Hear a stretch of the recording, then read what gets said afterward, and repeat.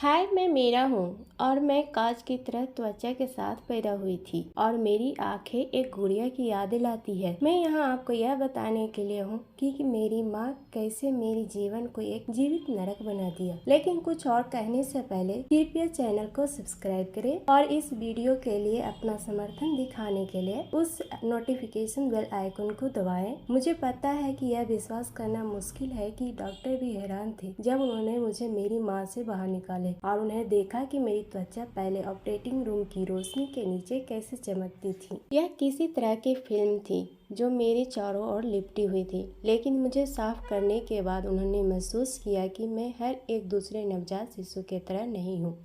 मेरी त्वचा चीनी मिट्टी के बर्तन की तुलना में चिकनी थी, इसलिए यह लगभग कुछ हिस्सों में लगभग रिफ्लेक्टेड लाइट थी।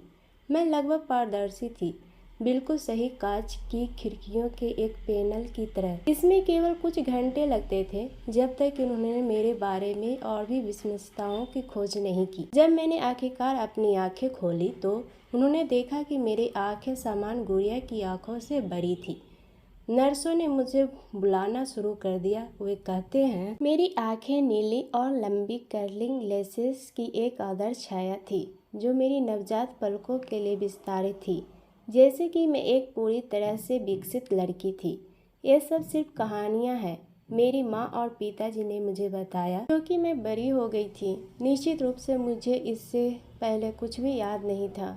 4 साल की उम्र, लेकिन जब तक मैं याद कर सकती थी मैं अपनी माँ के कैप्टिव थी। कम से कम उस राजकुमारी का अपहरण कर लिया गया था जो कि पागल चुड़ैल द्वारा अपहरण कर लिया गया था। मुझे मेरी माँ ने कैद कर ली थी। उसने मेरे पिताजी को भी भगा दी थी, क्योंकि आखिरी बार जब मैंने देखी तो उन्होंने अपनी बात की थी जब मैं 8 साल की थी, तो वह रो रहे थे। उसने मुझे बहुत कसकर गले लगाए और सॉरी कहे और फिर उसने अपना बैग लिए और छोड़ दिए। मैं कभी नहीं देखा था उसे फिर से। मेरी माँ ने कहा कि यह सब मैं इसके लिए कर रही हूँ। वह दोहराती रही। उसने मेरे बेडरूम के दरवाजे पे खिड़की के ऊपर खिड़की स्थापित की और मुझे केवल वही खिलाया जो वह खा सकती थी।